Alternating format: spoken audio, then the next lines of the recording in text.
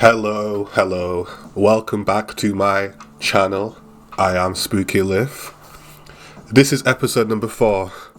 In this episode, as opposed to kind of just going in on the one subject, the one topic, in this we're going to sort of introduce what this channel is going to be about in a more general sense as the episodes roll out.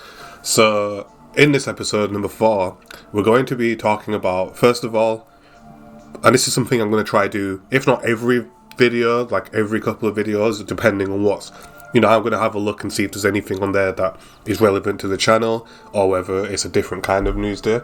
But yeah, we're going to go through the news, the headlines, the global headlines.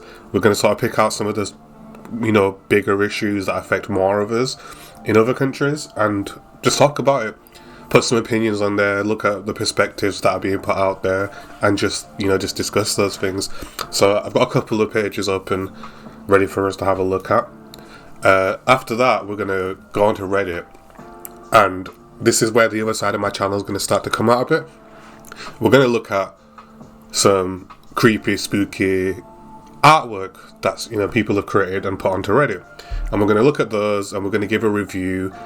We're going to sort of talk about, we're not just going to review the artwork, because that's not really what I'm about. Instead, we're going to review it in that more, fantasy way of imagining this space to be the creepy space that it appears to be, or the creepy being that it appears to be, and kind of reviewing more the concept than we are the actual artwork itself. Although I haven't seen any bad artwork on here anyway, I wouldn't talk about that level, that kind of thing, regardless, because it's not about that, it's about whether or not the artist was able to give the viewer the intended sense of, I guess in this case, creepiness, horror, etc., or whether or not the art, the artwork is let down in that way and doesn't give you that effect. So we're going to review the art, see how we're going to put them on a scale of spooky to spooks, and we're going to just look at those. And that's really, and then after that, on this episode, there's nothing planned, but there will be a third section, typically in videos. But for the first one of this format, I figured I'll leave that bit open at the end so that I can discuss some stuff just to sort of do with the channel itself and what it is I'm trying to do here. So, without any more delay, we're going to dive into the headlines and take a look at the news for the day across the world. So, the very first page I've got open is the BBC homepage. I'm in the UK, so this is my government's news channel, basically. So we got some headlines here: the firefighters getting called out for bad behaviour. With some stuff about the World Cup. A family died in some fire in some flats. Now in the UK we call them flats. In America they're just probably called apartment blocks, but it's the same thing. Some flats, which is basically a living space where you have like a small 1-bedroom, 2-bedroom, 1-floor, it'd be like a cottage if it was by itself, but they're all stacked on top of each other, and we call those flats. And they had like a nasty fire, and killed some people, and a family died in there who were clearly planning on emigrating. So lots being talked about. But as far as stuff that's affecting the broader world, the BBC is mainly focused on stuff going on in the UK. So we went over to Sky News because they have a lot more. They're a lot more globally based. So the first article that stood out to me from the global headlines is this in China. People protesting to end the lockdown after people again dying in an apartment block fire. So again, same, seems to be something that's happening around the world right now, where these old apartment buildings are containing dangerous materials that are prone to catching fire, and people are losing their lives over it. Seems to be happening everywhere. But yeah, ending the lockdown in China. So as we heard recently, China, I believe this is Xinjiang, but I don't know how you say Chinese words, but that's how it looks like you would say it to my English brain. But yeah, they're going around putting in a localized lockdowns in a zero COVID scheme, trying to again curb the clear re-rising of COVID. Now, this article stands out not just because China's obviously going into lockdown, because what happened the last time COVID came and surged us was right before we got the warnings for lockdowns and there was videos and clips coming out of China, which I'm sure many of you will remember, showing people like in the streets, guns pointed at them, people just keeling over, rushes and crowds of people, just a lot of chaos. And it started to come out that obviously this illness, this virus was going around. People were freaking out. The government was like getting really strict, and we saw those videos coming out of China. And then, predictably enough, we've discovered that this mystery illness had spread, and it was everywhere. And everyone else then went into their own lockdowns. So, of course, seeing a headline like, China's in a lockdown and they're protesting and things are kicking off again, doesn't bode amazingly for us. Because just like India, China is a place prone to the rapid spreading of the disease, and if people within China are getting ill and catching something, it's an insanely high percentage chance that illness is going to get out of their country and go travel further. They have a lot of tourism anyway, but then they just have a lot of people. So combine those two things, the illnesses are going to get to people really quickly, and thus spread everywhere else. So seeing China in an uproar, seeing China in this lockdown situation, it should have us, turning our heads a bit and keeping an eye on them, because at the end of the day, things that happen in China are going to likely happen in other places too.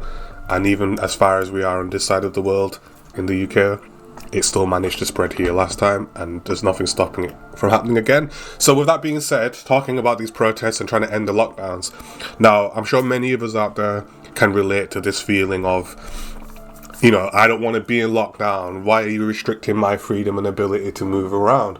And while that sentiment is perfectly understandable, because the idea of the government having the power to lock you in your house is pretty intimidating, and a lot of us, especially over here in the West, we do live in this mentality where mindset where we have a certain degree of freedom and we don't expect the government to infringe on them outside of a literal war where we're getting like bombed or something.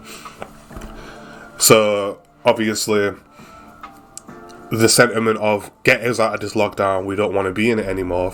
Bad things are happening because of the lockdowns, and and importantly, we're not seeing the benefit of being in this lockdown. All we're seeing is the consequences of it. And this is what happened to us here as well with our lockdowns. It just seemed like while they were shutting us in our house, people were, at risk of work, getting an income, making money, food supplies running out, things like that. The cost, because you got to think as well, the cost of living goes up when you're locked in your house all the time, as opposed to when people are out at work, but then they're also working less or getting paid a reduced income while their bills are also going up. So the lockdown had a lot of effects that were very negative to us, and at the same time, we weren't seeing the positive side of being in this lockdown. Now that might sound a bit silly, but you've got to think from our boots on the ground, eyes to the streets level. We never even saw people dropping in the streets in the first place in this country. And what I mean is, it seemed like a lot of what we were scared of or what we was acting on was just the media being scared at a certain point. It was like we weren't seeing the negative aspects of COVID. We were only feeling and seeing the negative aspects of the lockdown, which made the lockdowns look like they weren't doing anything, because it was like, as they're reporting the numbers globally of people getting ill and supposedly, people dying and stuff, the numbers weren't that insane number everyone was kind of being warned was going to happen. And I think it was easy to overlook the fact that things might have looked a lot different had we not gone into those lockdowns. And because we couldn't see that positive effect of being in lockdown, we were still hearing that people were getting ill, people were still dying, people were breaking the rules and not getting ill, and it seemed like it was no big deal. And I'm sure to a lot of people going through that, especially when their bills are going up, their work's going, their income's going down, they're forced to be in their house, they can't go in the streets, and when they have stepped out into the streets or when other people have, it seemed like nothing happened to them anyway. So it's like we was living in a lot of negative effects without really seeing the positives of it. Obviously, in hindsight, it'd be easier to explain to somebody that perhaps if we didn't have the lockdown, we would have seen the negative side of COVID. But some people only go off of what they can see with their own eyes, and it's like with our own eyes, all we really saw there was They put us in a lockdown. It seemed like it wasn't making much difference. There seemed to be discrepancies behind what COVID was even able to do and who it was even able to affect. So it kind of came down to, so what was the point of the lockdowns, right? And it looks like this is happening in China, where people are like, look, we're not scared of this virus. We're not. We know the consequence of the virus doesn't seem as heavy as what the consequence of these lockdowns are. So what's the point putting us in a lockdown? And it's a fair question, and I empathise with the people who have that attitude, even if I personally think they're wrong. Now, to offer, again, an alternate or a unique perspective on the lockdowns, and maybe not so unique, I'm sure there's plenty of people that agree with me on this, but just to offer that counterpoint, at the end of the day, and I kind of already mentioned this, we don't know what things would have looked like had we not gone into that lockdown. Now, let me just start with this. In the UK, in the very beginning of the outbreak, when these videos from China were coming out, when the panic was spreading around the world, the UK government took the stance of, I believe they called it herd immunity or something about the herd, right? But herd immunity. Their initial plan was we were just going to ignore it, let it pass over, let it go through us, and we'll build up some natural immunity. We might lose a couple people, but ultimately it won't be that big of a deal. But of course, there were scientists looking, there were people in the streets looking at what was coming out of China going, hang on a second, they look like they're really struggling, and they're a place prone for this kind of thing, and they're struggling. We should we should put measures in place now just in case this thing does get out of control. And obviously the government initially had this attitude of, no, we don't need to do anything, we'll leave it. But the people and the scientists at the time, the media, were calling for action from the government, preemptive action from the government. So obviously what ended up happening was we started to get reports of, the tests were coming out, or people were getting the symptoms of, and they were getting a lot of reports of COVID symptoms, COVID-related symptoms. And obviously once those numbers started going up with people displaying these symptoms and getting this diagnosis, that's when the government kind of sprang into action. Like, okay, those numbers are rising a bit too quickly. We need to do something. And unfortunately, by the time they had made the decision to act, we was already at the point where we needed to go into a lockdown anyway, because it was more of we need an emergency break, as opposed to putting something in place preemptively. If we'd have acted immediately, we could have had a system in place way less dramatic or extreme as the lockdowns, because we could have brought in masks a lot sooner, we could have brought in social distancing sooner, and that would have slowed down those numbers, and that might have allowed us to curb the lockdown. And this, there's a lot of things to really talk about here with the lockdown stuff. I don't even know if we're allowed to discuss this on YouTube. We're talking strictly about the lockdown measures and the PPE measures. That's all we're focusing on here. None of the stuff that came afterwards, because right now we've got to focus on... with the topic on hand, we're focusing on the lockdown aspect, because as we see in China, the lockdowns have come back. And again, things that happen in China to do with illnesses and this kind of thing is something that's very likely to spread somewhere just because of the sheer numbers involved. So, yeah, had the government acted a bit sooner, a bit more preemptively, we probably could have curbed the lockdowns, but unfortunately, due to how things looked from a scientific perspective at the time, the data was saying it's not a big deal, it's just a common cold. The government had the attitude of, we don't need to put any measures in just yet, we can just watch it and see how it goes. And they were wrong. The numbers started going up quick, there were deaths happening, there was an initial Russian panic with this new illness was popping up. And so what did the government do? They kind of went full-blown, heavy-handed, put every measure they could in place. And I think that was more to cover themselves, because they realised, they caught up to everybody else's attitude of the moment, which is this could be something, and finally decided they better overdo it than underdo it. And now this is where I'm getting to the point. If you ask me, and if you ask some other people out there, I think ultimately with what information was available at hand that we could see and access, such as the videos coming from China, the global news reports, the social media of people reporting what they're seeing in the streets, with what we had access to, it did become quite obvious that this was something. And obviously whatever intel the government was working on, sorry for the pause there, I just was taking a drag of my cigarette, but with excuse me, with whatever information the government was getting, it had gotten to the point where they finally made the decision to, right, foot down, it's time to put in some measures, and thusly they did. Now again, people like myself look at that and go, the government actually did the right thing. Now I know how crazy that sounds, especially considering like the fact that the government themselves, the politicians, weren't even following their own lockdown rules. At the end of the day, for what function a government serves, I strongly argue that the government actually did what they're supposed to do. And this is again where we can bring the conversation into politics now and sort of discuss, you know, the sort of conservative versus the liberal aspect of this. Now, you would expect that the people who are the most vocally against the lockdown measures would be people who lean liberal, because obviously that's a lot more about the government, you know, people having freedom and people being free to do sort of as they please in a way, right? That's really what the liberals are about. But and then the conservatives tend to be a lot more like law and order, strict action type of thing. But with the lockdowns, it seemed like things were backwards. You had the left kind of saying, yes, we want these lockdowns, we want these measures in place, we want people protected. And you had people on the right going, no, we should, you know, it's up to me to protect myself.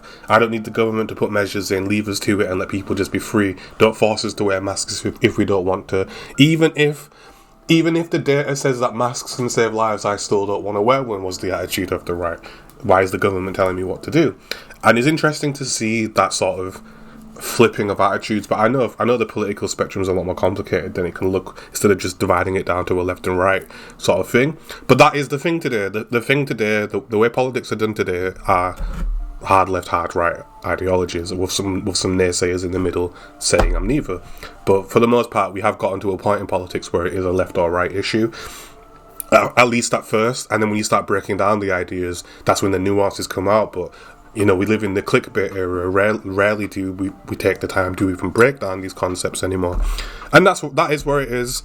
You know, people prefer things streamlined. We're all busy. We're all working. We're all at times taken elsewhere. There's nothing wrong with wanting certain things streamlined, especially when we're consistently seeing that the effect we have with our votes is never as dramatic as we're sort of being led to think it is. Excuse me. You know, it never really matters which power gets in charge, because the government tends to just do whatever the government wants to do. And in a way, as a society, we kind of accept that, because we also accept the reality that look, at the end of the day, for what's on paper, these politicians are supposed to know what they're doing. So on paper, these guys are the guys for the job, and they were also elected. You know, I know there's government positions that are not elected, and we'll discuss that some other time. But for the ones like our local MPs and our local governors and whatever, they are elected individuals that on paper have the qualifications to be doing the job. So we do put a lot of trust in their hands that they know what they're doing, and give them that autonomy as a people to do their own thing. Because we assume, for example, for a lot of us, that when something goes wrong in a presidency or you know, I don't even know what we call like our prime minister, our political party that's in charge, but whoever's in the house, whoever's got the majority in the house, we assume that they know what they're doing, and we give them that autonomy to figure their own problems out. And you know, we see that with our form of politics, where everything comes down to a vote from our MPs and our politicians. You know, we elect in the MPs, and then the MPs do the voting on our behalf, and we like to think that we've picked the right person who knows what they're doing. But rarely do we see dramatic change from our choices. Usually it's going to come down to a lefty or righty, and usually it's going to come down to that they're just going to become a cog in a bigger machine anyway, and they're not going to make those dramatic changes that we were hoping for. So that does lessen the impact of the left-right conversation, because at the end of the day, on this kind of surface, on this kind of decision-making level, things are never in reality as extreme as they are in the theoretical debates that we have about these subjects and these politicians. So we give the government that autonomy in the West until election time rolls around, and that's when we have our chance to make our say with the events that took part. So with that in mind, and you know, just to quickly go back to the left-right thing. So again, it was interesting to see the left and right kind of roles reverse on their faith and trust in the government to do what they were doing. But anyway, establishing that the government has that autonomy when they were making, see, and this is where my more liberal, even though I don't necessarily identify as hard one way or the other, I'm very open-minded, and like I say, I do vote green, which is a super liberal concept. In reality, there's some more conservative ideas behind why I vote green too, but that's for another video.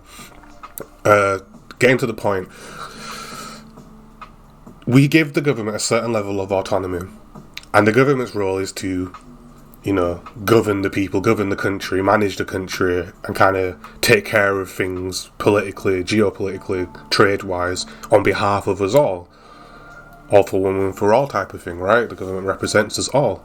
So when something's happening that has the potential to spread and has the potential to cause disruption, whether it's the weather, and they get some kind of prediction that the weather's going to change, whether there's a war going on that's not too far away and there's potential for collateral damage, whether there's a killer on the loose in the street, it's the job of the government and the arms of the government to preempt these things, address these things, try and stop these things, and to ultimately deal with these things. And that's what we give the government its autonomy to do.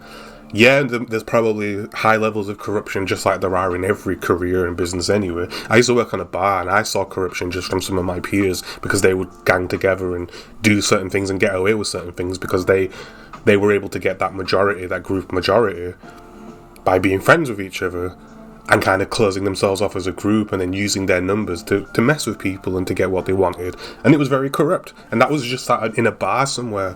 So yes, there's corruption everywhere. And yes, the government definitely has, some degree, some percentage of corruption in there. However, as long as, and this is what we kind of have decided unconsciously as a people, by not getting up in arms and staging revolutions all the time. I know something like that happened in America, but I feel like there was a different twist behind that. We'll come back to that topic another time. But because as a whole and as a majority, we're here in this year, 2022, and we have the same government system that we had from however long back, and we haven't made the decision to tear it down and change it, that implies a certain degree of being okay with it. So while we know and we accept that there's a high level of corruption just in government in general, we're willing to ignore that as long as the government still serves its other function, which is to govern, right? To take care of things, we'll say. So as long as the roads are still getting fixed up, which, come on, there's potholes on down every street, but as long as the roads are still getting tended to, the motorway or the highways being tended to, it's being developed, things are getting added to the areas, businesses are coming in, food, the supermarkets are full, the heating's on, the gas electric's on, the water's flowing, the plumbing's working. As long as all these things are happening, the police are stopping crime's going down, fires are getting put out, people are getting tended to in hospitals in this country, in Europe, where we have a government healthcare system. Obviously in America it's private, but as long as these things are happening and the bad stuff is happening in lower and lower numbers, we just kind of accept and allow for a certain amount of corruption in the government. Because if we didn't, we'd be replacing things and changing things, but we don't. Things are ticking over the same as they sort of always have. And a lot of people will pick out a lot of reasons why that's a bad thing, me included. As far as what we've decided as a country, as a nation, as a collective, as a hemisphere of the world, is that we will allow that corruption as long as other things are getting seen to. So, to say that is to say, when this pandemic first popped up and we was getting these videos from China and seeing that panic and seeing that reaction from their government, it put our government in a position of basically action or inaction. So here's a preemptive warning. Here's a weather forecast from China. We've got some kind of illness, and we know because I basically at some point I believe that the information that came out that changed our government's mind was just simply that the virus had been there a bit longer than what they thought or what they were saying, and that implied that it had time to get on an airplane and travel. And that's when it became more of an issue of panicking. So when we get that weather forecast coming from China, the government has two things it has to do. First of all, it has a job it has to do, which is to govern and to do what it has to do for its country. But then it also has another job, which is to analyse the data and take action, right? And it had a choice, action or inaction. Here's the data, what do we do? And initially the government was like, oh, we'll just leave it. We'll just let it pass through the people. Herd immunity will kick in and we'll be fine. And their first decision, based on the data, was, we will take no action and let this thing do what it's going to do. And then very quickly, the hospitals were getting filled up, people were getting these symptoms, and the panic started.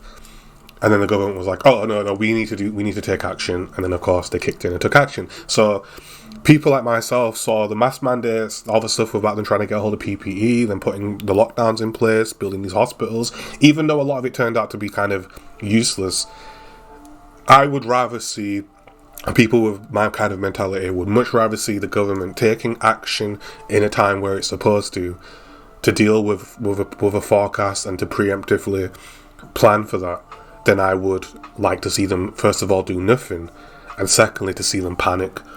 Because what happened was the government panicked a bit, and they threw in a bunch of really heavy-handed measures that annoyed everybody.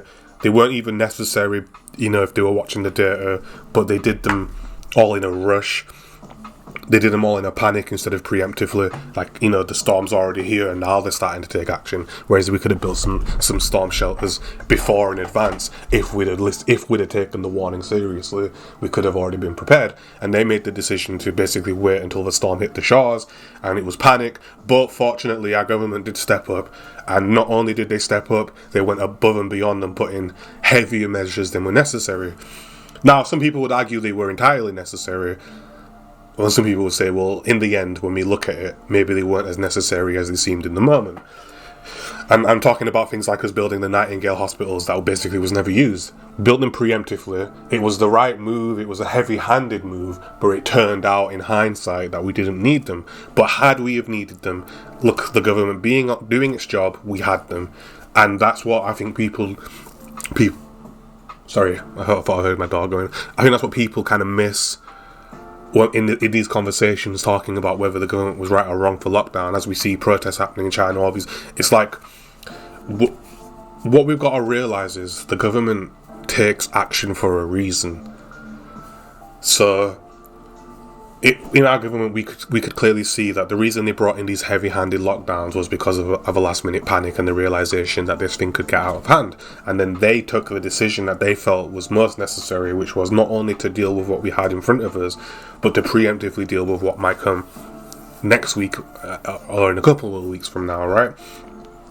And that's really the stance that I think, I'm taking, and I think a lot of people are taking, which is that, look, the lockdown served a purpose, and any future lockdown you can bet is going to be serving a purpose. It can look a lot like the government was winging it when they start panicking, and that's why I made the whole point of, look, a government's supposed to act, and I would rather a government acts preemptively to the information coming through than to see a government panic at the last minute because they didn't want to remove a couple of freedoms, right?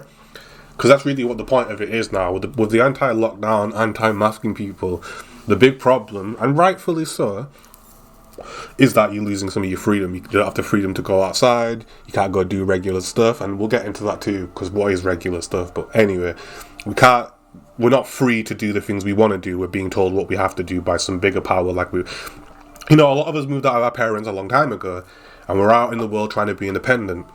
And then suddenly the overreaching arms of daddy government comes in and tells you you're not allowed to go outside or you'll get a spanking. And at the end of the day, none of us who have left our parents' house, first of all, even when we was at our parents' house, we weren't going to listen to some other person telling us how to live. We would listen to our parents. But more importantly, once I have left my parents' house, no one's telling me what to do or how to live, right? I'm going to live and do whatever I want because I'm an independent free adult.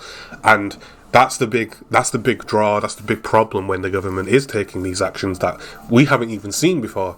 We haven't seen a lockdown in our lifetimes, But the government's taking these actions that affect us in such a surreal kind of way. Like I'm this independent adult doing whatever I wanted. When those times where I was going broke and I've only had some ramen noodles and nothing else to eat, the government didn't give me a sandwich. I know. Well, we've got employment benefits, but employment benefits are low, and that's another subject for another time. But at some point in this country, and I think I get the same kind of sentiment from America, and across Europe, we have to stop pretending that social benefits is a luxury. we've got to get rid of that mentality. People are looking at these folks on benefits, and they're treating them like, why, they're living a life of luxury while I'm out here busting my ass, right? But I think a lot of people need to remember, and I can understand why a lot of people wouldn't even know this if you've never bothered to look. The people that are getting benefits are not getting a full wage worth of money. You've got to realise that, first of all, they're getting a pittance. They're getting just enough just to keep lights on and put a bit of food in the freezer. They're not, and then maybe a pack of fags, and then they're skint for another month. And you see the problem with, right, this is a totally, we'll come back to this. I'm going to make a quick note. Let me go over to my other screen and put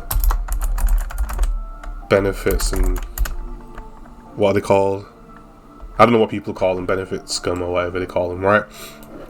The unemployed. We'll come back to that subject in a moment because I want to finish off the COVID conversation. So anyway, when the government doesn't take action, things get bad. Is what really the point is. Yes, we did lose a certain amount of freedom and independence. Yes, it's scary. And I think a lot of people maybe didn't want to admit that to themselves, that look, maybe I'm just scared because I've never had my rights taken away by some other thing other than like my parents growing up. I've never had to listen to the government. I've never been in a situation where I was locked into my home. So I think for a lot of people, they were a lot more scared than they might want to discuss, which is understandable because part of the problem is not, we didn't see this coming in the same way that the government did because they're the ones who planned this. It kind of blindsided us, and now we're locked in our houses. Holy crap, that's terrifying. But this idea that you're losing a certain amount of your freedoms, some other powers coming in and taking those freedoms from you, we've got to realise what the job of the government is. The job of the government is to govern, right? Is to deal with these problems. That's why they have the police, and that's why they have other services in place to deal with these issues. And we had an issue. We had a forecast. It could have been a hurricane, an earthquake, a meteor, but instead it was a pandemic, and we had the forecast.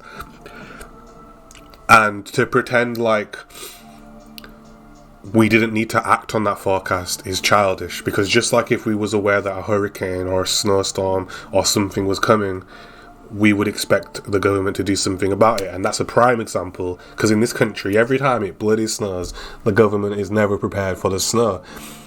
And this is an example of the government not listening to the forecasts. The snow's going to come.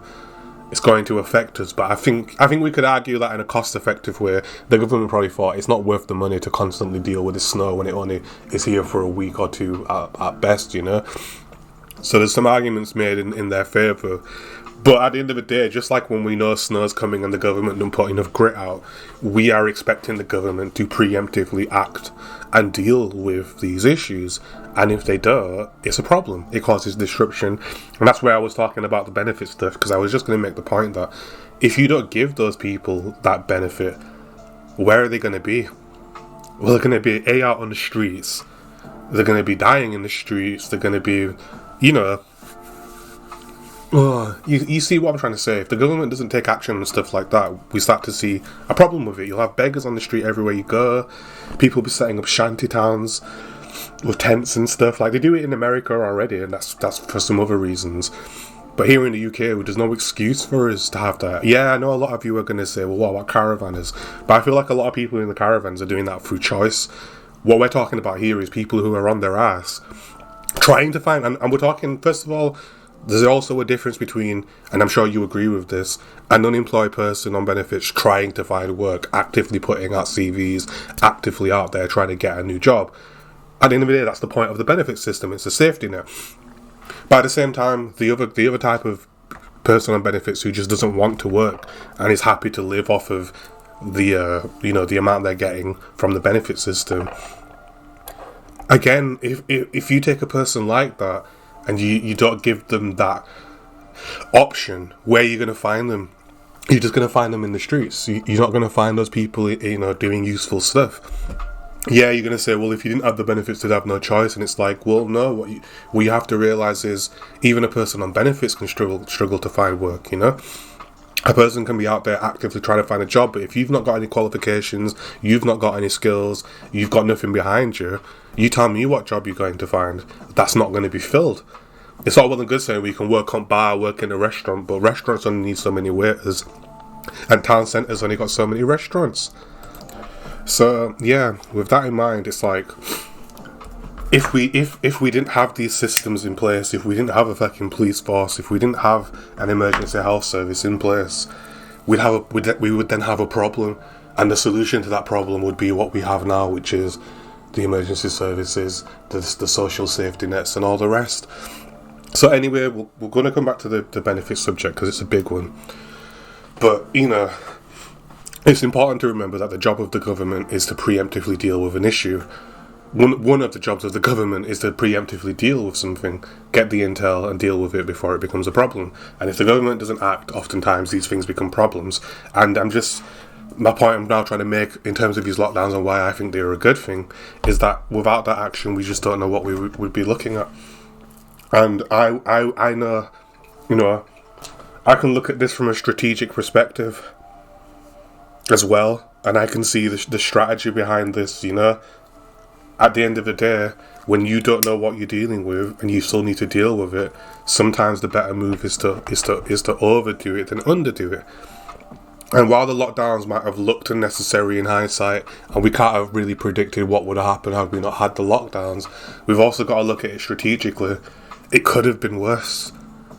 From what we were seeing from China, from the footage coming from there, this situation could have been a lot worse. And at the end of the day, the job of the government is to prevent something like that from becoming like that. And I think they did it. I think they successfully did it. So, I don't know. Write your opinion on the whole situation below. It'd be interesting to debate some people on that and hear their other perspectives. But yeah, I think at the end of the day, while heavy-handed, sometimes the heavy-handed approach from a strategic perspective is just the best answer, because it's better to overdo than underdo, especially when lives are on the line. So, back to the article. We have people protesting the lockdown measures. People want to get out. People don't want to be locked in their houses and scared, and it's understandable. It's a scary thing to go through, and fear makes people act irrationally. But I think if we put on our irrational hats, and I know the Chinese government's known again for being heavy-handed in general. I mean, there's a lot of horror stories about China and their government, so I'm sure the Chinese people know what they're talking about too. But at the end of the day, the lockdown's in place for a reason. Excuse me, and I would much rather see a place prone to spreading diseases such as China, India, overdoing it than underdoing it. Just like I would for us here. I would much rather see them taking extra measures because that stuff spreads a lot faster in those countries. But, you know, people are dying and there are consequences of a lockdown, and people unfortunately do have to bear the toll of that. And it's awful. You know, businesses losing money, people just want to get back to it. And while these measures may be necessary, may be the right move to make in certain conditions, that doesn't take away the impact and the pain felt from a consequence of the measures. And that's another part of strategy. That's another part of the conversation. No matter what you do, you're looking at casualties. Well, you've got to pick the decision that causes the least casualties. You've got to make the decision that while some people are going to hurt, less people overall are hurting. And while that can seem unfair when you are a person who's directly affected by this, it's going to seem unfair to you either way, because let's face it, if no action is taken, there's more chance of that disruption than if action is taken. And when we have video footage of people passing out in the streets, mass hysteria, chaos that we were getting from China, you don't want to see your country looking like that. So, better to overdo than underdo. Better to, you know, preemptively deal with than panic deal with. And we saw our government panicking, and it sucks to see that, but at least they took action when it came down to it. So, hopefully this isn't a sign of things to come. Like I was saying in the start, when things happen in China, especially to do with illnesses, it's incredibly likely that we're going to see those same things popping up somewhere else. We might hear some reports coming from one of the closer countries, maybe the Philippines, maybe Thailand or something, you know, maybe Asia, maybe Africa. But at the end of the day, when something like this happens in China, it is likely to happen somewhere else, just from the sheer amount of movement, from the sheer amount of people. So eyes on this one. If they're going into lockdowns, that means they're seeing their numbers go up, which means there's a good chance other places are going to see their numbers go up. And be on the lookout, because I'm sure many of us are looking forward to another bloody lockdown, aren't we? So fingers crossed we don't need to do such a thing, but eyes on this one, because if China's doing it, there's a reason. And that's really what the point of this whole rant was to say. At the end of the day, when the government takes action, when the government decides to do something, there is a reason why they've done that, and it also had the majority vote from your MPs. And if you don't like what your current MPs are doing, then next time you vote them out. But that's a conversation for another time. That's the headline. That's what we're looking at over there. And, you know, hearts out to those people. The people protesting, the people getting, you know, seeing the negative effects of the lockdown. Just hearts out to them, and we're hoping for the best, and we're hoping they contain it before it spreads anywhere else. So, yeah, lockdowns in China. Guess we'll see. So, on to the next bit of news. The next one I've picked out is just to do with the situation in the Ukraine, with the Russia-Ukraine war. As we know, it's been raging on for a while now. There's a lot of talks coming out about, you know, the Russian army looking very defeated, looking very wounded. They're backing off from certain places. Putin's looking not very healthy, and the whole thing's looking bad for Russia. So anyway, this headline's come up, which is that, oh, this is the wrong one. It was a bit further down. Oh, I didn't, you know, I thought it would just remember where I was, but apparently I've got to find it myself. Let's just quickly scroll to the headline. 7 hours ago. As we can see, there's just a lot going on. You know, we're going to talk about the power situation in a moment, but just the first headline that really stood out to me was this one. 9 hours ago, and we have Moscow removing warheads from old nuclear missiles and then launching them at the Ukraine. Now, quite a freaky, quite a scary headline, really. You know, they're taking old nukes, taking the nuke out of it, and then firing the shells at the Ukraine. Quite an intense thing to hear. Quite dark, you know. There's a lot of talk sort of about, like, you know, why they're doing this. Obviously, the consensus being that they're running so low on missiles that this is what they're having to do just to fire off long-range defense missiles. Really intense, really intense. Now, the first thing that comes to my mind when thinking about this idea that they're taking nukes, removing the nuke from them, and then firing them anyway, which worries me, and it's kind of got me on alert because, you know, who knows what this could mean. But I know if I was what's never happened before, right, is that Russia's never fired a nuke at anybody, right, at a target. Russia has never nuked the Ukraine, right? So if you had some nukes, you had an opportunity to fire a nuke and just sort of see where it'd land, and, you know, why not, right? So I know it's a bit of an abstract idea, but it kind of gives me this vibe, this feeling of they're firing nukes without firing nukes, right? Like, and I just think that's intense. Now, I know, obviously the missile delivery systems are probably not all that different between different types of missiles, and this probably is them just using old shells just to fire them. But there's just something really eerie about them firing nukes without actually firing nukes. And it's like for every missile that lands, it's like, imagine that being the real deal, right?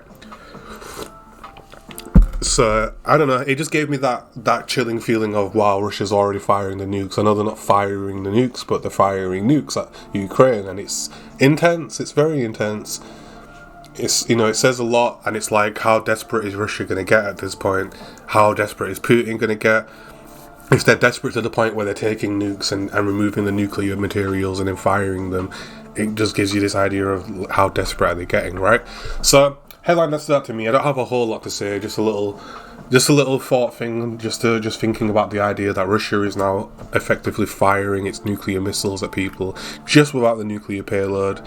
Really intense headline. And if this is how desperate Russia are getting now at this point, then who knows how much longer it is before we see just how far they're willing to take this. So again, pay close attention to the situation in the Ukraine, because at this point and at this level of desperation, anything is possible, anything could happen, and Russia is now firing its old nukes at people just without the actual nuclear material. So a very intense headline. A lot of stuff coming out of that war, which takes me to the next one, which was just talking about the fact that in the Ukraine right now, the power's out, and there's families and people living right now without the basics. And we were just talking about the government dealing with this kind of thing, and this is, this is what happens when the government's suppressed, when the government can't do, can't do its job, and things start switching off. And the stuff coming out of Ukraine, it's insane, isn't it? Like, what can you even say? Like, I just seen a picture a moment ago of someone just in the people just in the shoe shop in the local clothing store looking at shoes in the dark, because businesses are still having to run, people are still having to live. They're just doing it without the lights on and without heating, and just what a way to be living your life, to go from all the comforts you used to being in this situation. And it's intense, and it just really gives you an impression, a look into just how things are over there right now amongst this war. I think the number was quoted like 6 million families, or I might have just made that up. It was in either feed, but there's just so many people right now in this situation because of the missile strikes, the power going out, and it's scary times. And now Russia's out there firing its de-nuked nukes at people. It's like, where's this getting to? And at the end of the day, regardless of which country wins, the people are always going to be the losers. And this is kind of like the lockdown stuff. It's the people that pay the price. And here we are with these families having to live in these conditions because of a war involving a dictator, because of a dictator deciding he's going to do whatever he feels like and cause a problem for just millions and millions of people. So hearts out to the people suffering. Hopefully this I want to say hopefully this is over soon so they can get back to normal naturally. But at the same time, we've got to pay close attention, because who knows, first of all, how far away that is, just how desperate Russia is, and how long they keep fighting and keep this up, and how long they can keep this up. Because if they're firing old, de-nuked nukes at people because they're running out of missiles, then how much longer can Russia even keep this going? And I think that's both a good thing and then also a terrifying thing, because, again, we just don't know how far they're willing to take this. And it's just to, not to be the fearmonger, but to see these people in this situation already without power, already having to maintain society without all the usual creature comforts. It's like we've gotten to this point, things are this bad, and then depending on what Russia decides to do next, things could get even worse for these people. So not only is it hearts out, but it's like we've got to really pay attention to this for their sake. We've got to, as a country, as a people, we've got to make sure we're acting, because at the end of the day, these people are allies, these people are our friends, and they're suffering, and there's a real possibility that their suffering is going to get a lot worse. So this is where we get that forecast. This is where we need to look to our government and to our system and to NATO and sort of say, right, how much are we going to let these people suffer? And I guess that's what we're waiting for now. With Russia firing these missiles, it's like, how desperate is Russia getting? And that's going to tell us how much worse things could potentially get for the citizens of the Ukraine. So keep a close eye on it. Scary stuff coming out of there, and I think the situation is a lot more grim than we can probably even relate to as a people at this point. The last time we had something like this was we had the lockdowns, which was scary. That was scary for the intensity. And that's nothing compared to what the Ukraine's dealing with now. And then before that, we have the world wars. So, our only references to what the Ukraine people are currently dealing with are a much, much massively reduced version of it. And also a really old situation that a lot of us, here on the internet didn't live through. So we don't even know the horror that the people of the Ukraine are facing. And again, this is why things like lockdowns and preemptive measures are so important, because before you know it, you're in a situation like this where people are living without clean water and electricity, who are so used to having it. And the headline here even says this is worse than World War II. And, in a lot of ways it makes sense, because during World War II they didn't have the kind of technology and the kind of systems in place that we have now. So you can imagine the impact. You can imagine how that would feel to the people of the Ukraine, because now when we lose power, you don't just lose, people still have ways of communicating in World War II. Now everything's done over the internet, and if there's no power, there's no internet. So think about it. Think about how reliant we are on our phones, our computers, just to do daily things. Now take all that away. Can't charge your phone. There's no internet. There's nothing. All the payphone in this country, most of the payphones have been ripped up and thrown away. So we'd be stuck. We'd be completely stuck. It'd be a lot worse than World War II, just because of how much stuff we lose comparatively. So, yeah, lots going on. A lot of suffering for the people of the Ukraine right now in ways that we haven't even lived through yet. I've got to add yet. We haven't lived through it yet, because these things probably come in. So, it's only a matter of time before we do go into a big war with Russia or China or both, because we're going to keep bumping heads, and none of us have a history of tolerance. This restraint that we show at this point, just back in the 70s, Russia and America was bumping heads to the point of nuclear escalation. It's like we're not exactly got a history of being calm, reasonable people. And it's literally only because we know we could completely destroy the entire planet that we don't fight. Otherwise, we would be fighting already. And here we go now with Russia making actions, making decisions that can lead to that scenario just by proxy. And that's just what we're looking at. And it's intense. And, I feel like this kind of makes the COVID lockdowns look like nothing. Because at the end of the day, if you look at what the Ukraine people are dealing with right now, I don't know how this country deals with a lockdown when the situation is actually real, because we couldn't even handle the lesser version of it. We couldn't stay in our houses for a month without it going insane, without things falling apart, and the threat, and that was all happening, people protesting, people kicking up storms over it, and that was happening against an invisible enemy. That was happening against, because I was making this joke to people about the masks, right? It's like, yeah, the government could be lying. Yeah, COVID could be just some made up or some not so big of a deal and blah, blah, blah. But are you really going to take your chances on an enemy you can't see? And I don't know. I feel like for me, that just explained why I was so okay with wearing the masks. It's like, yeah, it might be a lie, but I'm not going to gamble that on something I can't see or detect for myself anyway. I'll call the government's bluff on something that I can actually verify. If I can't verify that there's an invisible virus flying around, then I'm not going to take any chances. That'd be daft. And this is what I mean about preemptive and reading the forecasts. This thing, whatever it was, whatever was going on with COVID, was invisible. You have no way of knowing if anyone actually had it. Could have been anyone at any point, at any time. And obviously, initially, with what was coming from China, it could have been a really bad situation. And let's face it, the way that COVID seems to kill people is horrible. It just gets harder and harder to breathe till you just can't breathe anymore. It's just, you're just basically suffocating incredibly slowly. It's not exactly a pretty way to go. And it's something that's invisible, that you can't verify is real or not. Only a scientist in a laboratory could do that, and the scientist was saying it was real. So I'm just saying, of all the times to challenge the government, of all the times to go against what the government wants, why let it be something that's completely invisible?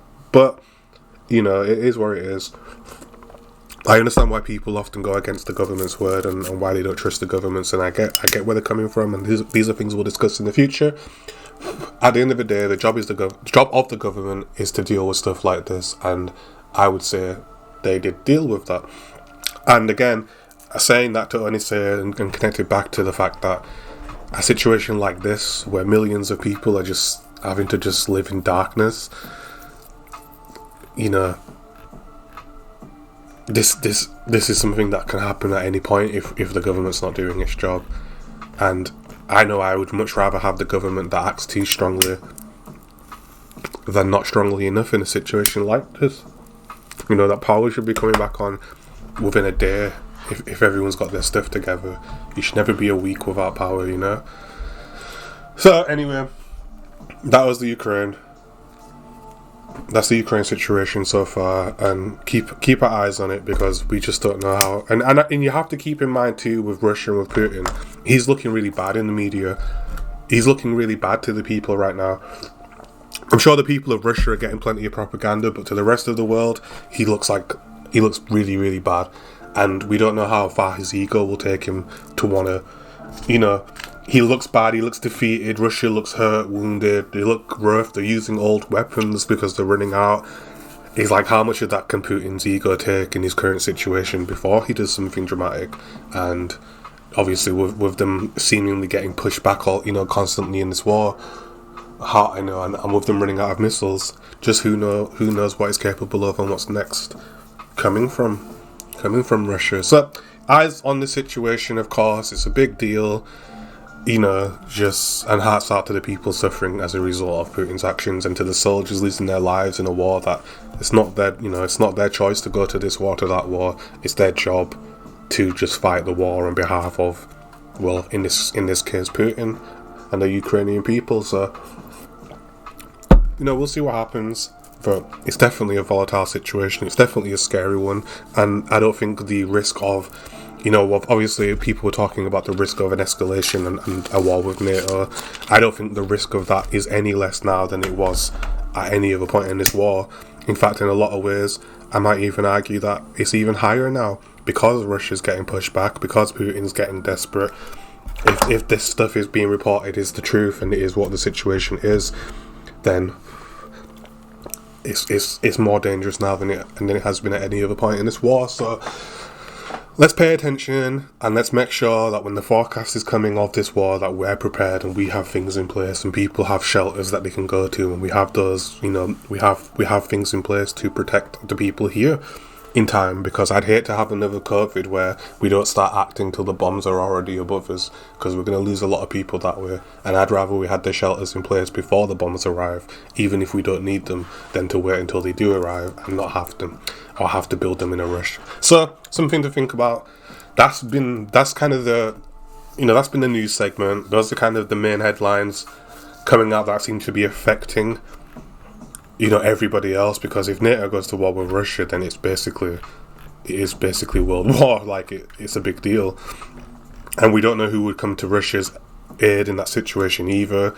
I know one of the things that got me was initially Pakistan was saying, they were basically saying that they were going to side with Putin with Russia, and they supported Putin. And it's like, in this country we have a pretty significant population of individuals from Pakistan, from that country specifically, and also from India. But talking about the Pakistan situation, if we go to war if NATO goes to war with Russia, and then Pakistan decides that they're going to ally with Russia, what does that mean for us people who live in amongst these communities, where things have happened historically, and we just don't, we don't know how it's going to affect the Pakistan people. We don't know how it's going to affect us living amongst them if they side with our enemies, and we just don't know what World War III is going to really look like. We can guess based on certain diplomatic ties and certain stuff, but in the end, we don't know what it's going to look like until it's happening. And I, for one, would rather be totally ready for these things than not. Now, the only reason I mentioned the Pakistan situation is just because I saw that headline. One moment. So yeah, just a couple of headlines here. Pakistan's, they're allied with Russia, they're working with Russia. Putin sees Pakistan as Russia's priority partner in South Asia. Pakistan and China cozying up to Putin.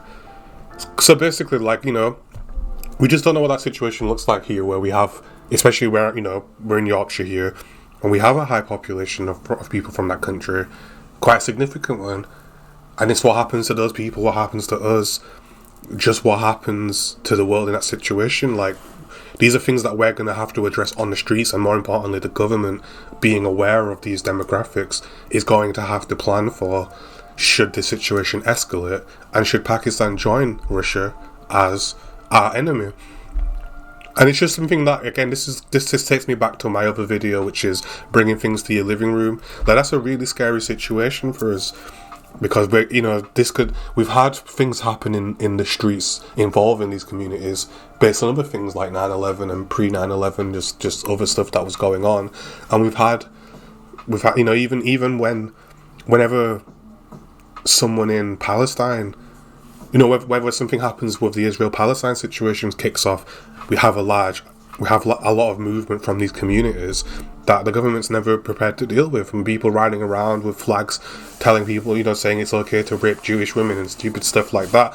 And, it's a bit of a small point, and it's really more of a local issue, but, time sits by the whole world. We just don't know what the world's going to look like, and what our interactions in our own streets is going to look like, and our own safety and the safety of other communities that are here, because there's nothing saying the local communities will side with their country's decision, and what position does that put that community in if people turn hostile towards them? So these are the things that people don't really realize could be a big problem if the situation escalates too, which could be that we start to see enemies in our own streets, or we see people being attacked in our streets because they're perceived as enemies. We just don't know, and it's a lot of stuff to think about. So, you know, again, make sure that if this situation's escalating, the government's acting. We want shelters, we want people in safe places, we want infrastructure ready, and we also want to be military ready. Fortunately, being NATO, we're huge and we've got a lot going on for us. But nonetheless, we still want to be ready, because we just don't know what a war like this looks like. But most probably it looks nuclear too. And are we ready to deal with that? If you do survive a nuke, what then? Like, are you prepared for that? Like, are you as a person in your living room prepared for the very real possibility that this situation escalates? Because the Ukrainian people are currently living in darkness, and they don't have clean water anymore. And that could be us with just a couple of key strikes. So, lots to think about in terms of this war. Lots going on, and you know, the risk of this war escalating hasn't reduced, it's actually gotten worse. Now, a fight with Russia, if we take away the nukes, at this point, a fight with Russia might not be such a big deal, because they've obviously weakened themselves fighting the Ukraine anyway. But again, the real risk here is obviously the nuke potential, and it is a very real possibility. It's a very real possibility. And you know, I know they're taking apart some nukes and firing them just as missiles. At the end of the day, how many nukes do you really need? It's just, for example, to ruin the UK, what, 3? They have hundreds, they have loads. So it's very real. The threat is very real, and probably more increased than it ever has been. So pay attention, and you know, make sure your government's acting. Make sure your government is doing its job. So yeah, that was the news section. Anyway, we covered a lot of topics there, and you know, I'll be making some other videos focusing more specifically on some of those concepts, such as like the benefit system and just stuff to do with the war, and you know, we will do some more focused videos too. But that was a general look at today's headlines over here, well, in the world news, but from what I can see on my end. I'll be keeping an eye out for further headlines, and we will discuss them in the future. On to the next section of this video, because I don't know what to call it, which is going to be, basically, we're going to look at some, you know, kind of spooky pictures, spooky artwork, and we're going to give them a review based on not the actual art itself or not the photography skills, but we're going to do it based on the concept that the artist has tried to capture, and whether or not they've captured it, and we get the right effect from their picture, or whether we get something else. So we're going to have a look at some posts, just some random ones. Obviously, you'll be able to see the username of the person, and I'll read it out, make sure everyone's getting credited. And we're just going to review some artwork. So going into the first one, the first thing we're going to look at are liminal spaces. Now, a liminal space is the time between the what was and the next, a place of transition, waiting and not knowing. Liminal space is where transformations take place if we learn to wait and let it form us. So that's quite an artsy way of describing what a liminal space is. What I take this kind of content to be is just places that give you that feeling, you know, like something could happen here, you know, that feeling of potential. Like, it just gives you like an odd electric feeling, and an odd feeling of something could happen, or I'm in a place that's no longer, you know, it's no longer like, it's almost like there's nothing outside the walls. Wherever I am I'm here, and you know, there's a few interpretations of it, but that's the kind of thing I get from the liminal space stuff. So we're gonna look at a couple I've picked out, a couple of interesting ones, and we're gonna review the liminal space and see how it makes us feel and what it makes us feel. So opening up the first one, I've had to log out because I don't want my username out there. But opening up the first one, we have this street. This is posted by user Billigoo, which is BILIGUU, and they have posted a picture of a winding, bended road, slightly foggy, and some headlights. And now, for me, as a driver and as someone who prefers the nighttime, this picture, this scene is something I've seen a lot.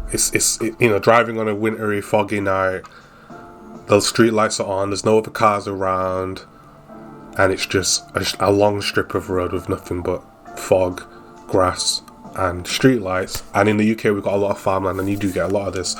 So I love this feeling. I love this nighttime, almost lo-fi coffee shop music feel, the nighttime stuff. Just slow little, it just has that vibe, that night vibe. And I love it. I love this feeling. I love driving and finding myself in this situation. It just has that feeling of, it's almost like, it's one of the feelings I associate with nighttime, with being out at night. And it's just got that slightly spooky feeling. The sky is pitch black. All you have are artificial lights, and it just gives you a feeling. It just gives you that feeling, Sorry, I just had to pause there for a cough. I've got some incense burning, and it just got the back of my throat and made me cough a bit, so I had to pause the recording. But yeah, this is the night. This is a nighttime drive. Is it scary?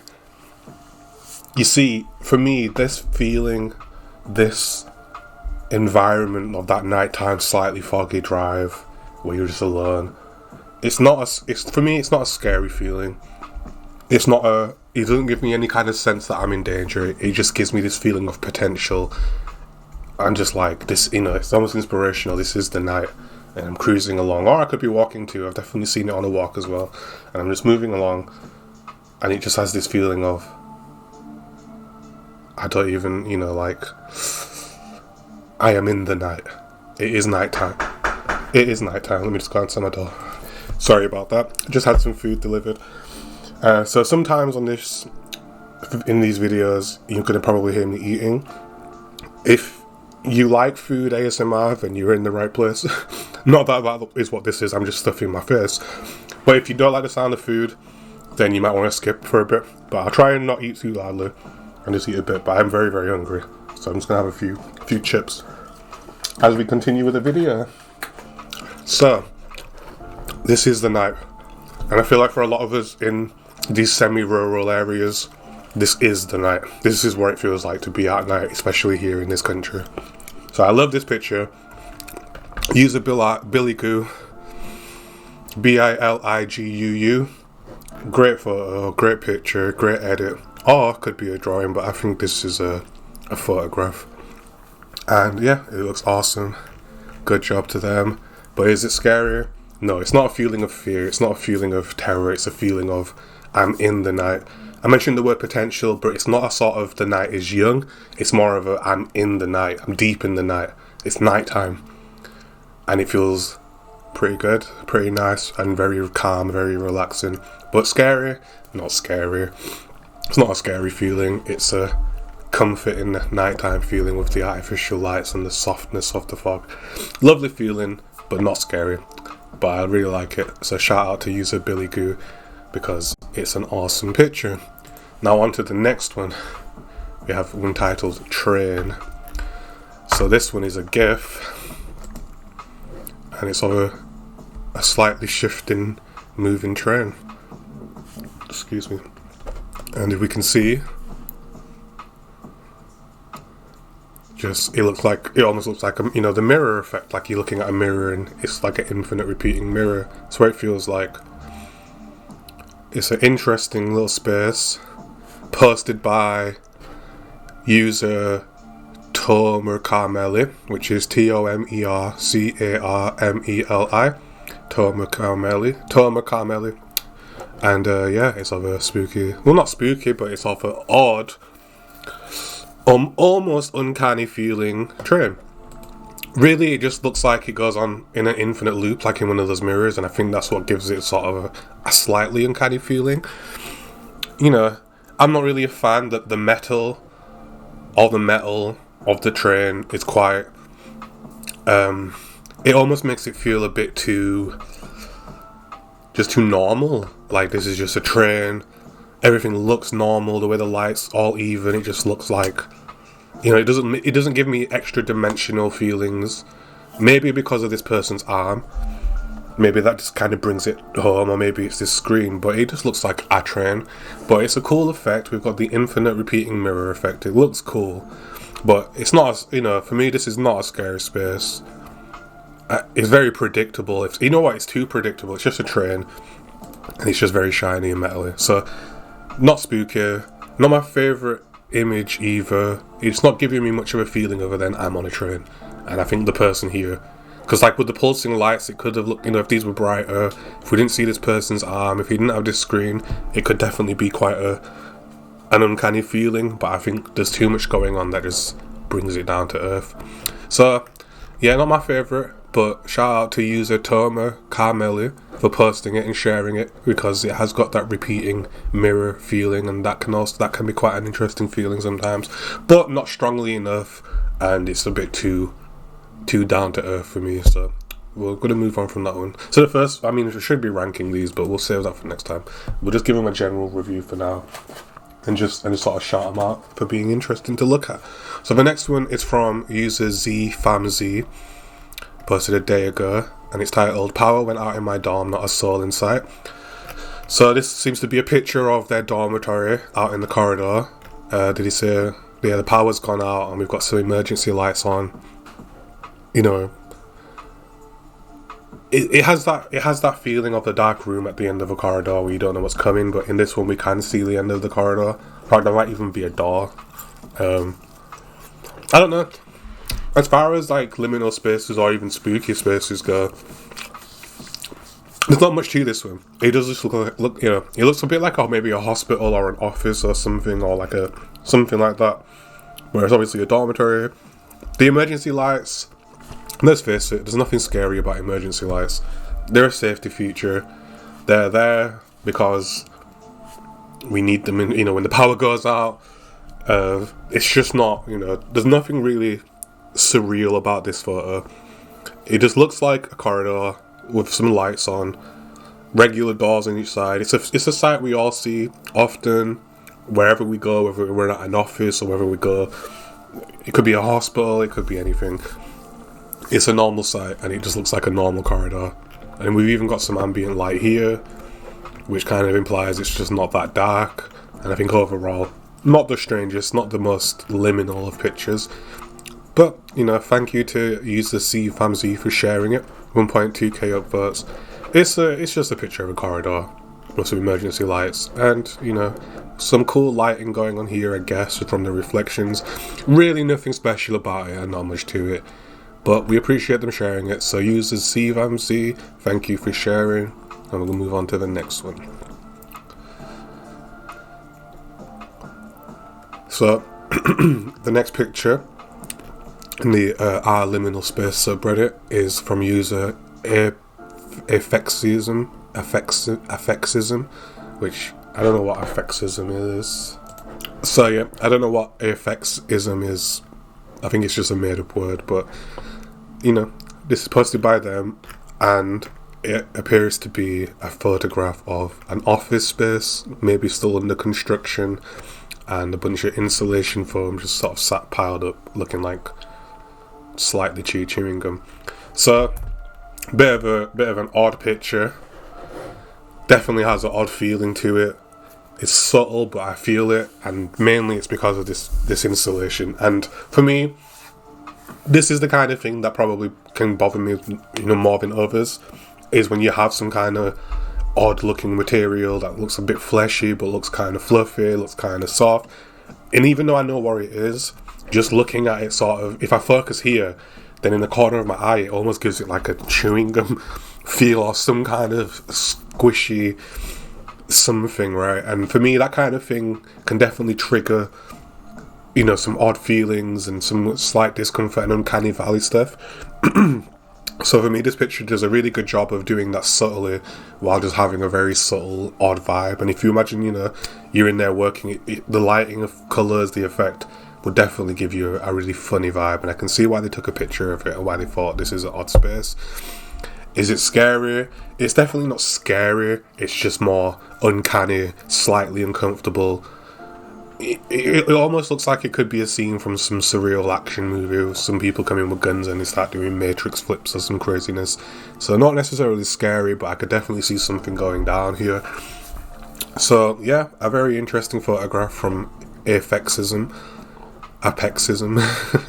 And yeah, really cool to look at. That definitely gives me chewing gum vibes, and it has that slight fleshy vibe too, but not as much as it sort of has the this could be food vibe. It's almost like forbidden foods type stuff. Forbidden bacon, so their top comment literally says forbidden bacon, and yeah, that's the kind of feeling it gives. But yeah, nice and cursed, slightly uncomfortable. Definitely liking that picture. So user AFXism, good job of sharing that. And on to the next liminal space, we have Lost in a Liminal Reality. I'm going to zoom in on this. I'm going to play it. Got a bit of sound. And just walking down a staircase, and for me, and I'm sure for many of you, my first initial thoughts is the SCP. Forget the number right now, but the infinite staircase. It might be 62. Yeah. And it just has that feeling. It's an old, sort of decrepit staircase. You can't really see, past the steps. See, it just loops around. And while it doesn't give you the infinite effect, it just definitely has that I've just walked down SCP-62 and now I'm somewhere feel, or a very slight version of it. Is it spooky?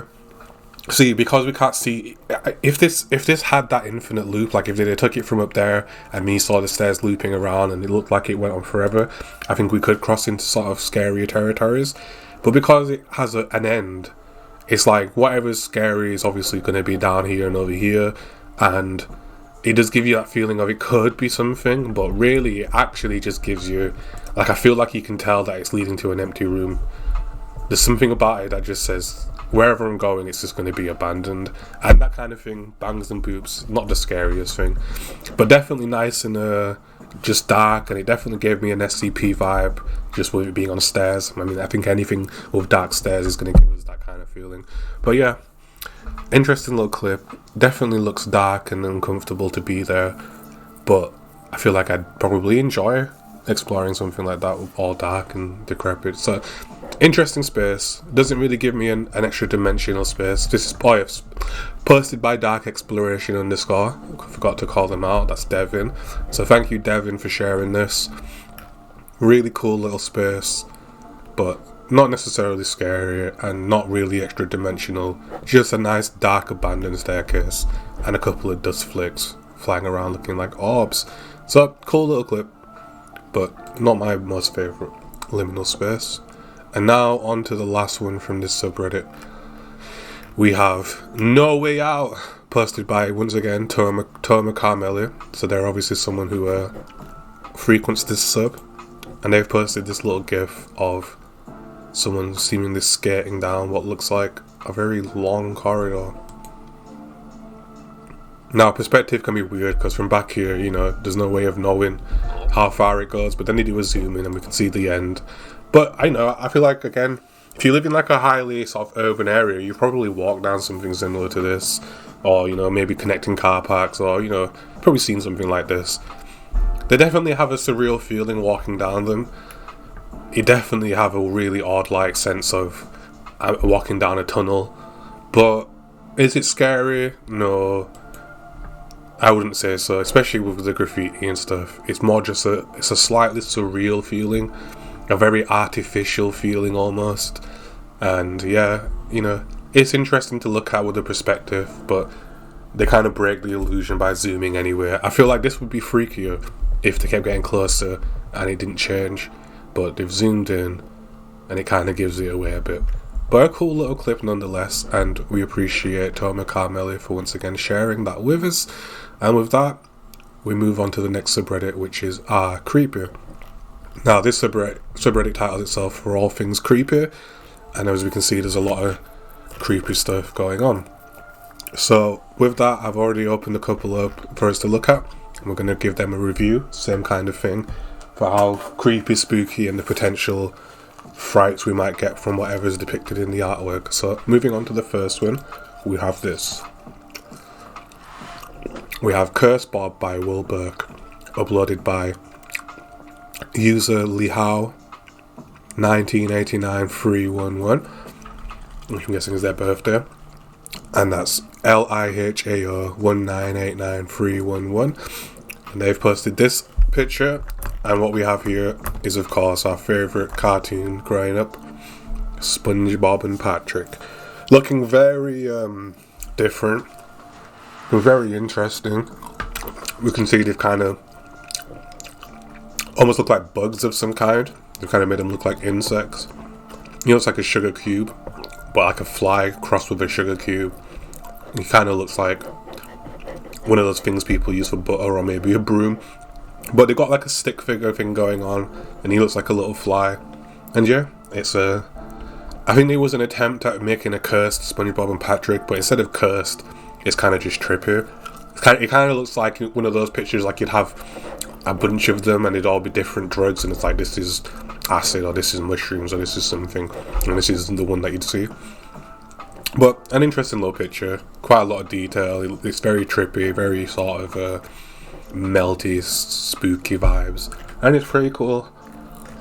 Pretty cool.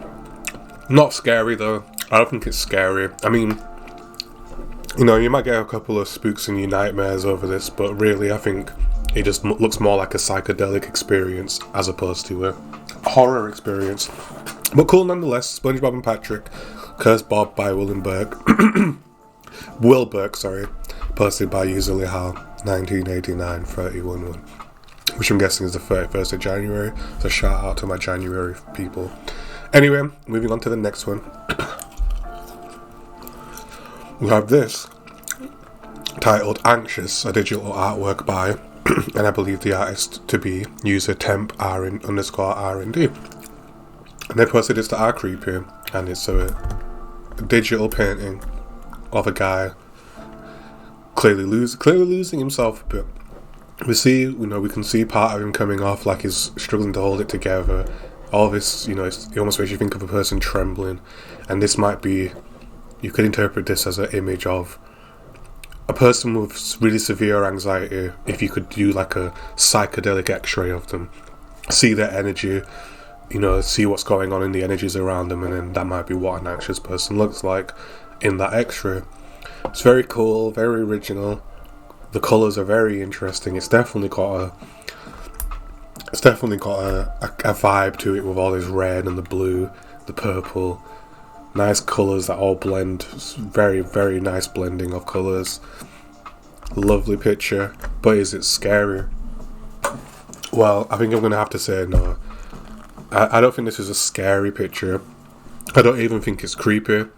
I think it looks like something you might even find in a psychologist's office. It very much makes you think about mental illness, and it's titled Anxious, and I think the artist knew what they were talking about. It definitely makes you think of mental illness. And it just looks like a person who's just kind of struggling to hold it together. And they got this looming cloud behind them. I could see this in a psychologist's office, but would it scare me looking at it? No. What it does for me is it makes me think, and it makes me think about feeling like this, So very cool artwork. Thank you for sharing your art with us. User temp_R&D, RoachmanXYZ. Looking awesome, very detailed, very cool, and thank you for sharing with us. And the last one from this subreddit that I could find was this one, titled Artwork by Brian Casati, or Sati, posted by agitated_guard_4826, and it's of some kind of being perched on some kind of something. Oh, it's a bed. Sorry, it is a bed, looking over a small child. As you can see, we're analysing these at the same time, so this isn't pre-planned, other than the fact that I opened a couple that I just like the look of it, and now we're looking at a deeper analysis of it together. So, some kind of being perched over a child's bed. We've got the open window. It looks like something is seeping into the room. You can see that it's clearly windy. It's a cold, windy night. He's got his quilt tucked around him, and while he's there asleep in his cold room, we have what looks to be some kind of demon hovered above him, or some kind of alien. But what's interesting about this is it doesn't give you a feeling that, for example, the child's in danger. Instead, it almost looks like, well, there's something going on here, but we'll get to that. It kind of almost gives you a feeling of like protection, like it's a warm feeling emanating from the picture, despite the tentacles and stuff. It almost gives you a warm feeling, like he's kind of watching over the child. And then we see this light coming from his hand, and you could interpret that as maybe some kind of soul steal. But again, looking at it from a different perspective, it almost looks like he's shining this light onto the child as he sleeps, maybe keeping him warm, maybe just looking over him and just comforting him as he sleeps. Still pretty creepy, but instead of scary, it kind of gives you an almost warm feeling, like this is some kind of guardian angel of the child, or I don't know. Cool picture. This being seems like it would be one of those, almost like they're not necessarily the heroes, like they're not saving lives, but they're kind of like this nice legend thing that's like misunderstood and people are hunting it, and it's actually really sweet. It gives me that kind of movie. And yeah, it's a cool picture, really cool art. I'm guessing this is a painting and not digital. It's very cool, very ghostly feeling and ethereal. But is it scary? No, I wouldn't. I don't think this is a being we'd be scared of. I think it's a being we'd be rooting for and hoping good things happen too.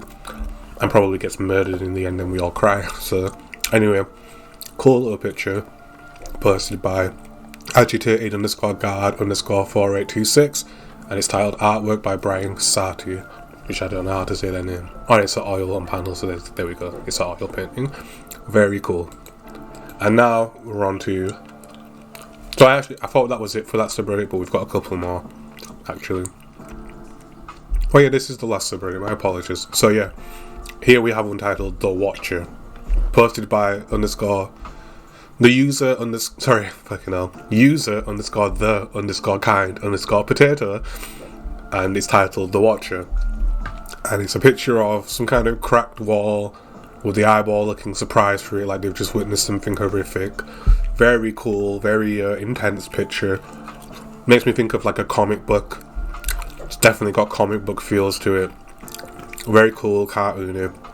But they titled it The Watcher, and instead of The Watcher, like you might think, oh, it's watching us, and it's like you look to a wall and see this eye. It instead looks more like they're watching something else and they've just witnessed something horrifying happen. They've got a very shocked eye-looking expression. And yeah, I think for me that makes it not creepy, not scary.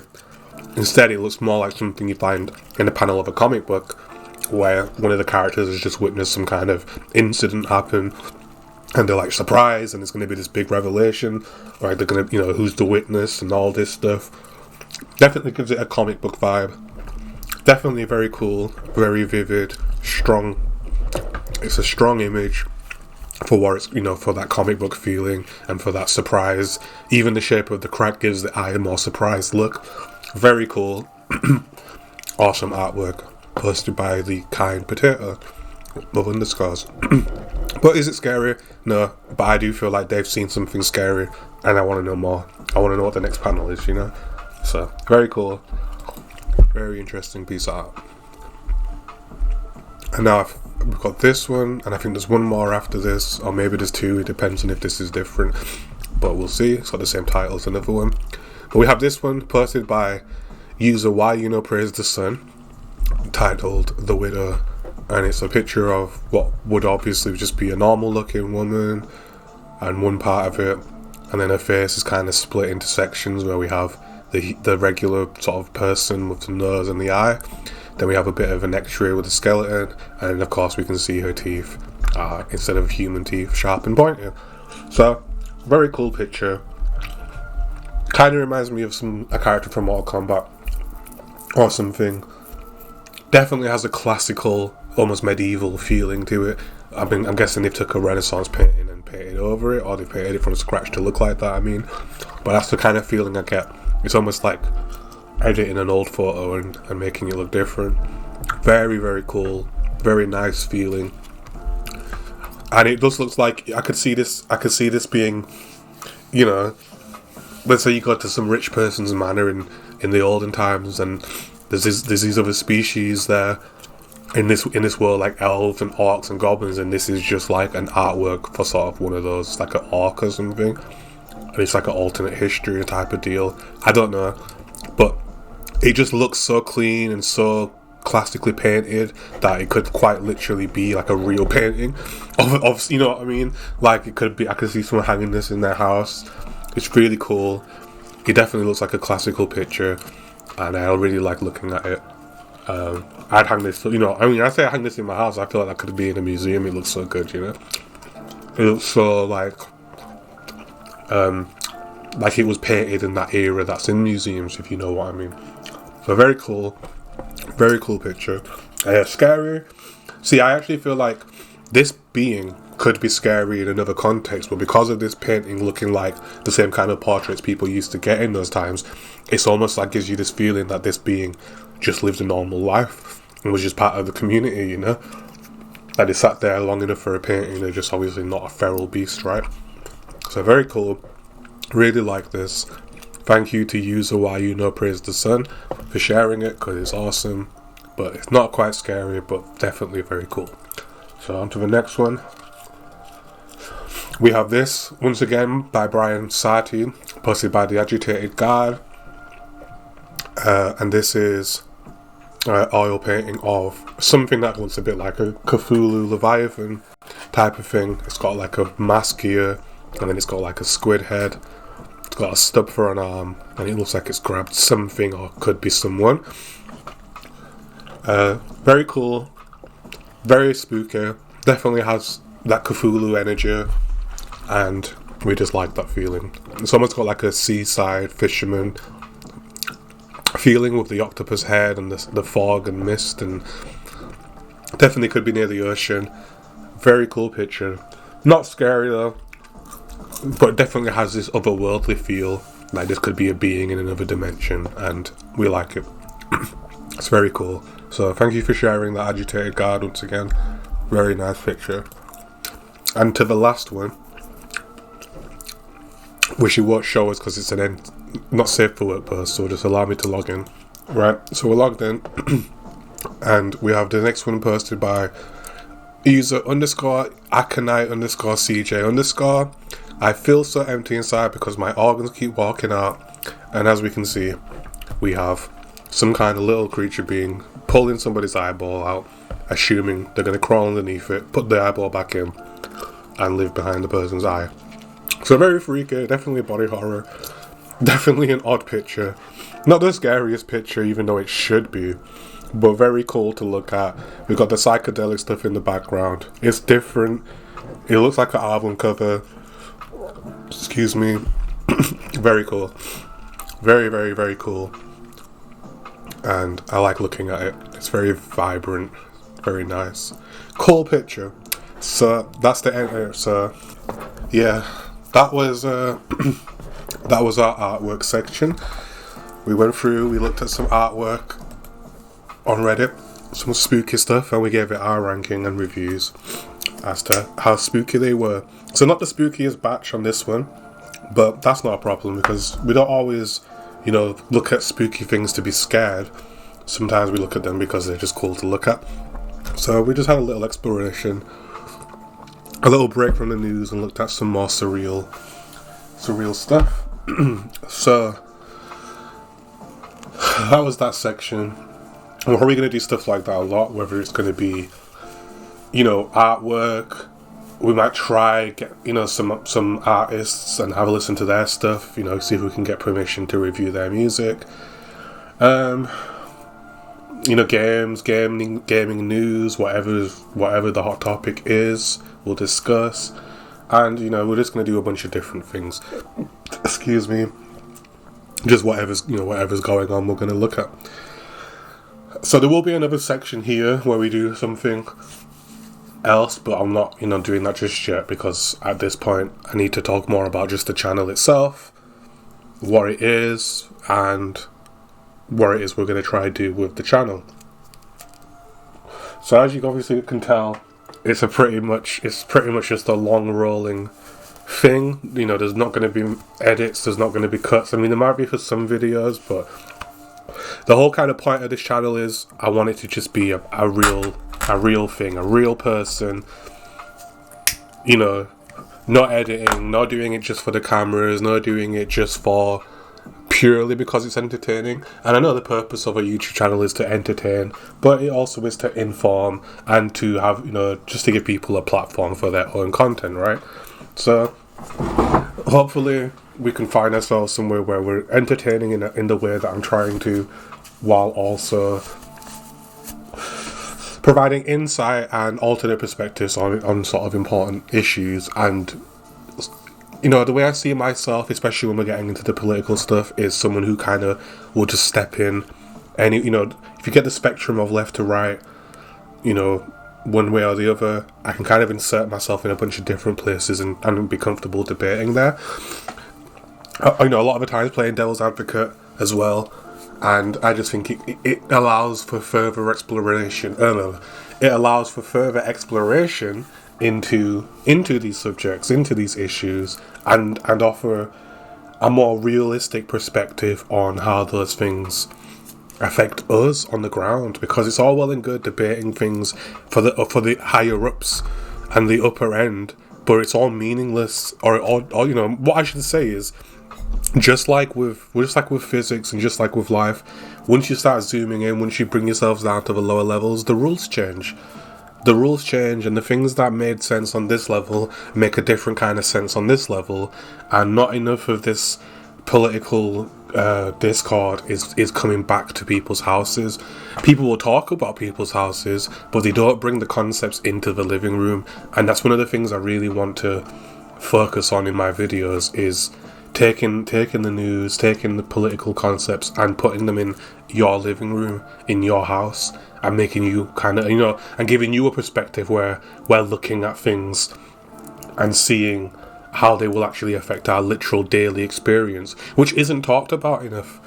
It seems obvious, but a lot of the time the news, a lot of the time these talking pieces are trying to cover such a broad stroke of perspectives that they never take the time to tell a person how their actual daily life is affected by this particular thing.